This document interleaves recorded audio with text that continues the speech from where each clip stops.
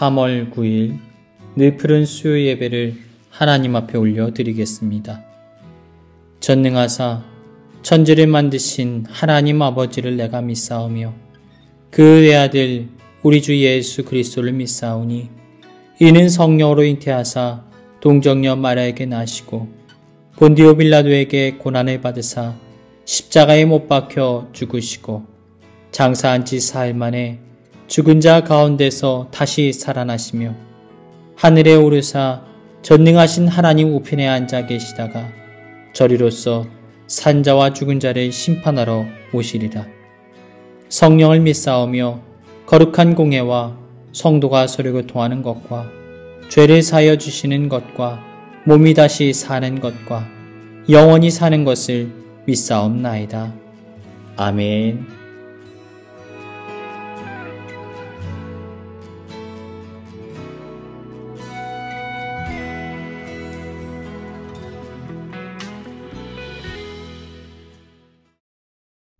오늘 우리에게 주신 하나님 말씀은 창세기 26장 12절부터 17절까지의 말씀입니다. 창세기 26장 12절부터 17절까지의 말씀. 이삭이 그 땅에서 농사하여 그 해에 100배나 얻었고 여호와께서 복을 주심으로 그 사람이 창대하고 왕성하여 마침내 거부가 되어 양과 소가 떼를 이루고 종이 심이 많음으로 블레셋 사람이 그를 시기하여 그 아버지 아브라함 때에 그 아버지의 종들이 판 모든 우물을 막고 흙으로 메웠더라. 아비멜렉이 이삭에게 이르되 내가 우리보다 크게 강성한즉 우리를 떠나라. 이삭이 그곳을 떠나 그랄 골짜기에 장막을 치고 거기 거류하며 아멘. 오늘 말씀의 제목은 화평케 하는 자라는 제목으로 하나님 말씀을 나누겠습니다. 성경은 우리에게 이렇게 말씀합니다. 온유한 자는 복이 있나니 그들이 땅을 기업으로 받을 것이며 화평케 하는 자는 복이 있나니 그들이 하나님의 아들이라 일컬음을 받을 것이며. 오늘 본문 말씀을 살펴보면 세상의 방식인 다툼이나 싸움이 아니라 온유와 화평의 방식으로 인생을 살아갔던 한 인물이 등장하고 있습니다. 그의 이름은 바로 이삭입니다. 그는 하나님의 뜻에 순종하여 화평한 삶을 살아갔던 인물입니다. 오늘 본문 말씀의 상황은 이삭과 그의 식솔들이 머물던 그랄 땅에 흉년이 든 상태였습니다. 극심한 흉년으로 인하여서 먹을 것을 얻을 수 없게 되었으니 이삭은 사람들을 이끌고 식량을 구하러 떠납니다. 그런데 그가 이집트로 향하던 중 하나님의 음성을 듣게 됩니다. 이집트로 향하지 말고 흉년이 들었던 그 땅에 머물라고 말씀하셨던 거예요. 그러자 이삭은 그 말씀에 순종하였습니다. 하나님께서 말씀하신 그 음성을 듣고 그는 그 자리에 머물러 섰던 거예요. 감정이나 급박한 환경, 옥죄어오는 상황, 자신의 경험과 판단을 따라 움직이기보다는 하나님의 말씀을 온전히 믿고 따랐던 것입니다. 사랑하는 여러분, 이삭에게 하나님의 은혜가 임했던 이유가 무엇입니까? 이삭은 어떠한 상황 속에서도 하나님의 말씀에 순종할 줄 아는 사람이었습니다. 하나님의 말씀을 듣고 굳게 따랐던 사람이었습니다. 그로 인하여서 하나님께서는 그에게 은혜의 복을 허락하십니다. 창세기 26장 12절 이삭이 그 땅에서 농사하여 그 해에 100배나 얻었고 여호와께서 복을 주심으로. 여러분, 100배를 얻는다라는 것 놀라운 축복이 아닐 수가 없습니다. 흉년의 상황 속에서 100배의 결실을 맺었으니 여러분 이삭은 상상할 수 없을 정도로 엄청난 소득을 얻게 되었던 것입니다. 우리는 콩 심은 데 콩 나고 팥 심은 데 팥 난다. 심은 대로 거둔다라는 자연의 법칙을 잘 알고 있습니다. 그런데요, 정말 이 법칙대로 세상이 움직여집니까? 우리의 인생도 그렇게 모든 것을 심은 대로 거둘 수가 있습니까? 우리의 생각대로 결코 되어지는 것이 아닙니다. 이것은 오직 하나님만이 하실 수 있는 영역입니다. 그러니까 이삭은 하나님의 놀라운 축복으로 인하여서 100배의 결실을 맺게 되었던 거예요. 13절, 그 사람이 창대하고 왕성하여 마침내 거부가 되어. 결국 이삭은 창대해졌습니다. 왕성해졌습니다. 거부가 되었습니다. 이 거부라는 단어는 성경에 몇 안 되는 언급 중에 하나입니다. 성경에는 몇 번씩 부자라는 단어가 등장하긴 하지만 거부라는 단어는 잘 나오지 않습니다. 그만큼 놀라울 정도로 하나님의 은혜를 입었다라는 것입니다. 사랑하는 여러분, 기억하십시오. 축복이라는 것은 하나님의 뜻에 우리가 합할 때에 부어지는 은혜의 선물입니다. 깨달으시길 주님의 이름으로 축복합니다. 그런데 문제가 발생하게 되어집니다. 14절, 양과 소가 때를 이루고 종이 심이 많음으로 블레셋 사람이 그를 시기하였다. 이삭의 번성함을 보고 블레셋 지역의 사람들이 그를 경계하기 시작하였습니다. 15절 말씀, 그 아버지 아브라함 때에 그 아버지의 종들이 판 모든 우물을 막고 흙으로 메웠더라. 그래서 그들은 아주 비열한 행동을 합니다. 이삭의 소유한 우물을 몰래 막아버렸던 것입니다. 여러분, 지금 이삭이 머물러 있는 곳의 기후가 어떠합니까? 사막 기후입니다. 사람들은 물이 없으면 살 수가 없습니다. 우물에 물을 통하여 식수를 공급받고 농사를 지을 농수를 얻고 또한 가축을 기를 수 있는 것이지요. 사막기후에서 물을 얻기란 너무나 힘든 일입니다. 아무데나 우물을 판다고 해서 물이 나오는 것이 아닙니다. 그러니까 결국 이들은 이삭을 향하여서 선전포고를 한 것입니다. 생명의 위협을 가했던 것이지요. 그리고 계속해서 그들은 이렇게 말합니다. 16절, 아비멜렉이 이삭에게 이르되 내가 우리보다 크게 강성한 즉 우리를 떠나라. 그들이 무엇라 말합니까? 떠나라는 거예요. 텃세를 부리고 있습니다. 황당한 일이 아닙니까? 가만히 있던 이삭을 지금 그들이 자극하고 공격하고 있습니다. 이 정도 되면 어떠한 사람이라도 반응할 수밖에 없어요. 그런데 이삭은 사람들과는 좀 달랐습니다. 그는 온유와 화평의 사람이었습니다. 그는 자신의 감정까지도 하나님 앞에 순종하고 내려놓길 원했습니다. 하나님께서 다툼과 싸움을 좋아하지 않으신다라는 사실을 그는 깨달았기 때문입니다. 그래서 그는 싸움의 자리를 벗어납니다. 막대한 손해를 보면서까지 그들이 걸어오는 싸움을 피했던 것입니다. 그런데 여러분, 이삭이 힘이 없어서 지금 이 상황들을 인내하고 참았던 것이 아닙니다. 그들이 지금 이렇게 말합니다. 내가 우리보다 크게 강성한즉. 여러분, 이삭의 아버지가 누구입니까? 아브라함입니다. 성경 속에 등장한 아브라함의 모습, 우리는 너무나 잘 알고 있습니다. 조카 롯이 납치되자 자신의 집에서 먹이고 길렀던 가신 318명을 이끌고 가나안 연합군과의 전투에서 싸워서 승리를 했던 장면을 우리는 생생하게 기억합니다. 그러한 아브라함의 유산을 지금 이삭이 고스란히 물려받았습니다. 그리고 그러한 자산을 몇 배로 불려졌다라고 성경이 말합니까? 무려 100배라고 말씀하고 있습니다. 당시에도 가나안 연합군을 모조리 패배시켰는데 지금 이삭의 규모와 그 힘은 다른 나라들과 상대도 안 될 정도로 강성한 능력을 보유하고 있었던 거예요. 그런데 참으로 이상한 일입니다.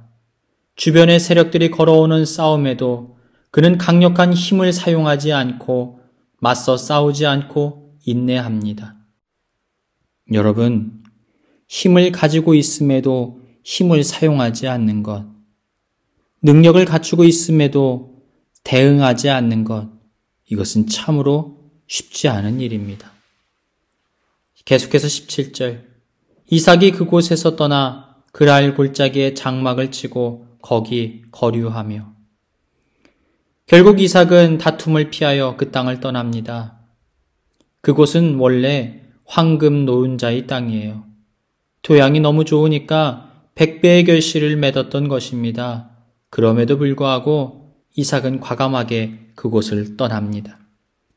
다툼을 피하기 위해서 문제가 있는 곳에 오래 머물러 있으면 결국 자신도 그 싸움에 휘말리게 될 것을 잘 알기 때문에 그가 미리 피했던 거예요.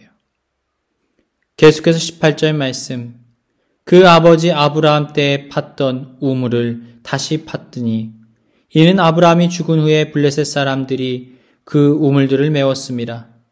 이삭이 그 우물들의 이름을 그의 아버지가 부르던 이름으로 불렀더라. 그리고 그는 그랄 골짜기로 향합니다. 그리고 과거 자신의 아버지 아브라함이 팠던 우물들을 다시 파기 시작합니다. 여러분, 오늘날에도 사막에 우물 하나 파는 데는 많은 시간과 노동력을 필요로 할 것입니다.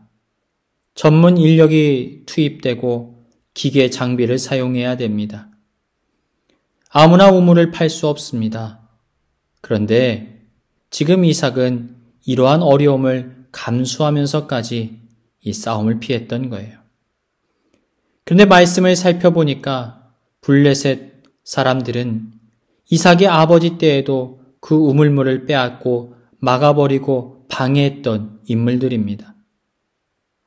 대대로 원수를 졌던 사람들입니다. 우리 같으면 그들을 결코 용서할 수가 없습니다.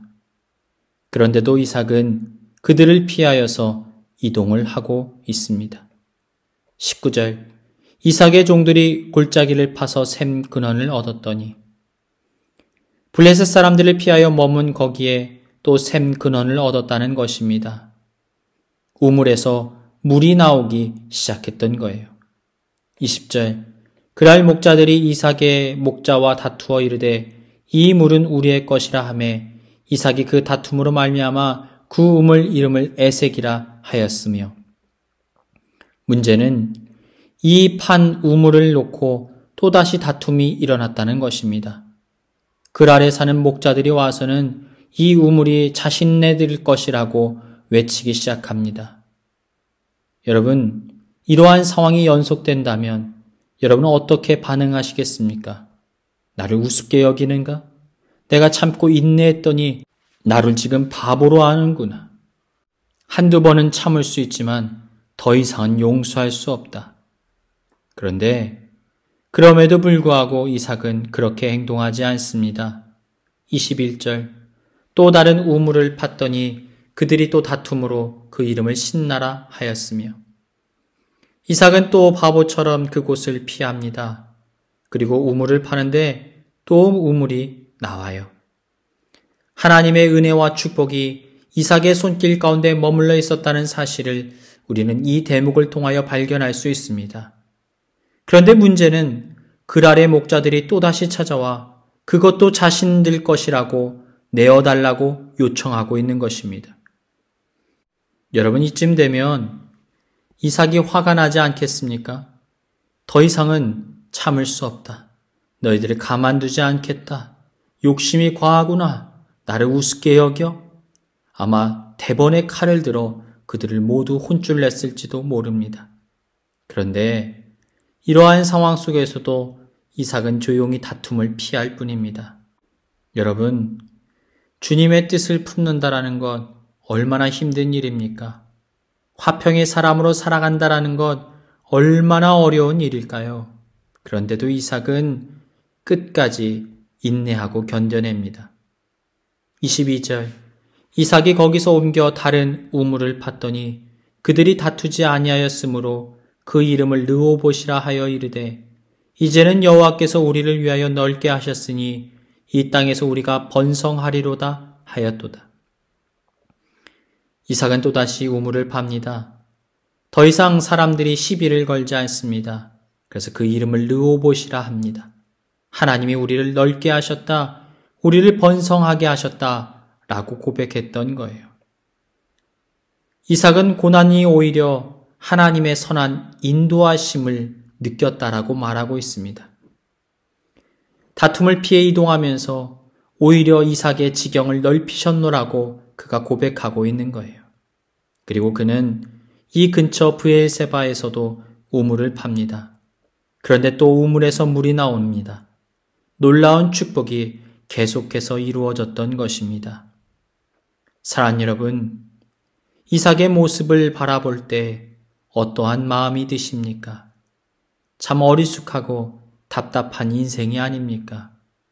쉽게 힘으로 밀어버릴 수 있는 일을, 그가 혼쭐 내줄 수도 있는 상황을 다툼을 피하면서까지 희생하며 우물을 포기했던 삶을 살아갔던 것, 여러분 이해가 되십니까?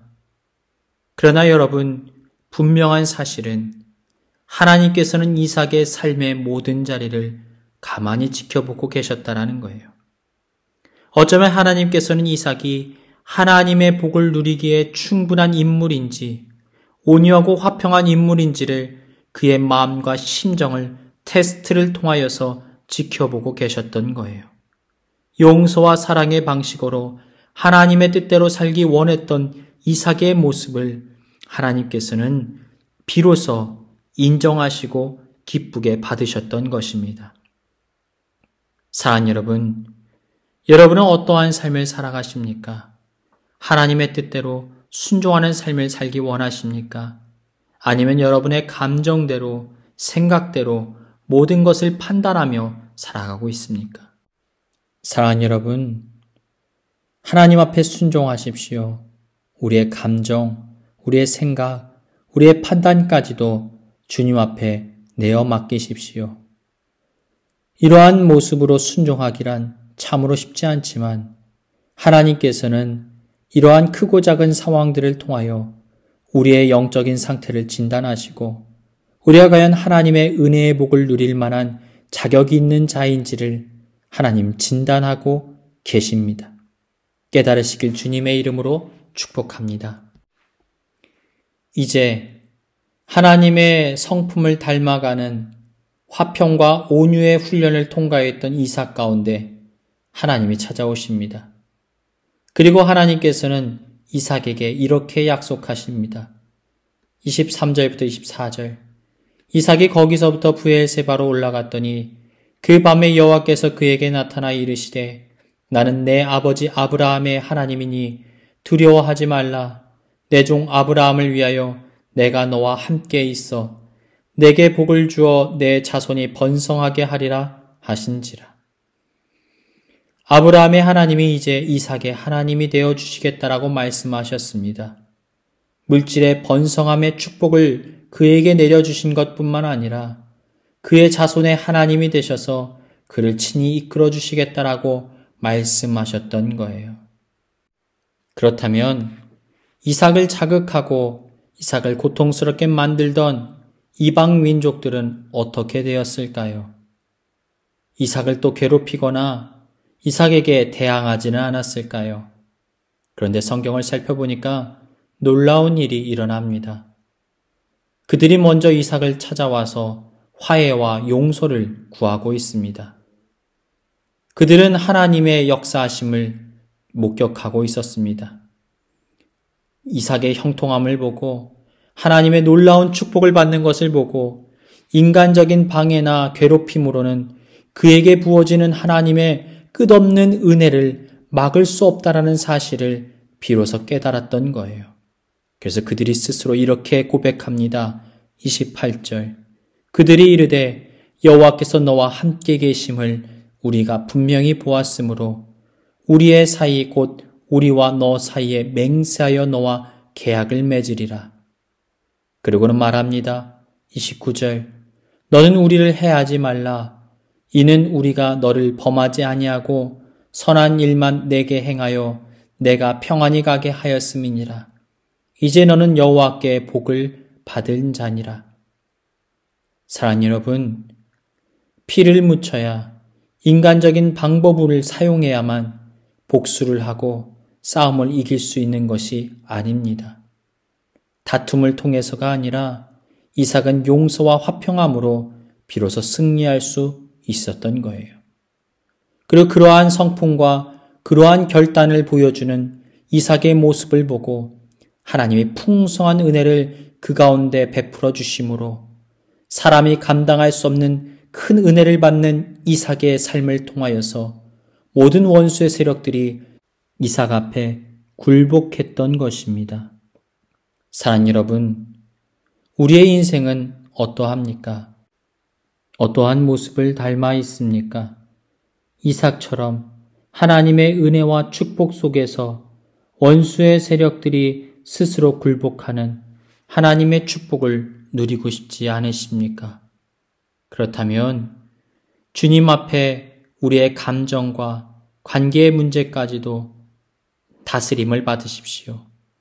그리함으로 온유함과 화평함으로 승리하여 하나님 앞에 인정받는 복된 인생 살아가시길 주님의 이름으로 축복합니다.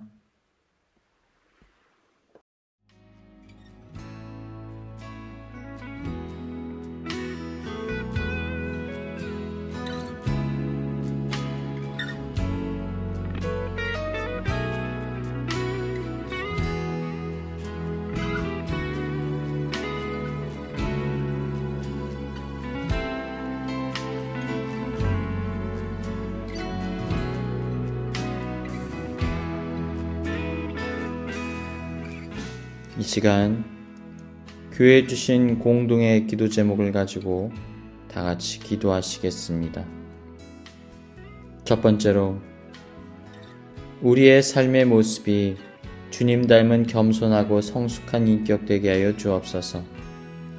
어떠한 상황 속에서도 주님의 음성을 들을 수 있는 성숙한 그리스도인 되게 하여 주옵소서. 우리 늘푸른 교회가 주님의 마음을 품고 다른 이들을 세워나가는 사랑이 넘치는 아름다운 교회 되게 하여 주옵소서. 전쟁으로 고통당하는 우크라이나에 평화가 찾아오게 하시고 한국의 대통령 선거 가운데 기름 부으심이 있게 하여 주옵소서. 다 같이 기도하시겠습니다.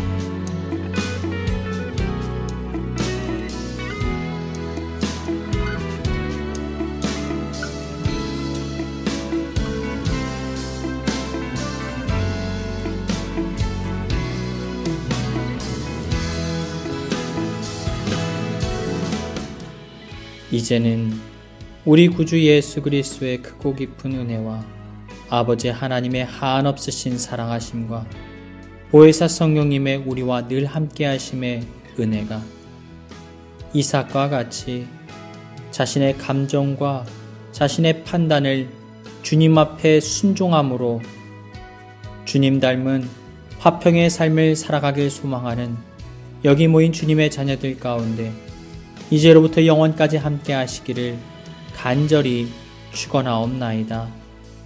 아멘.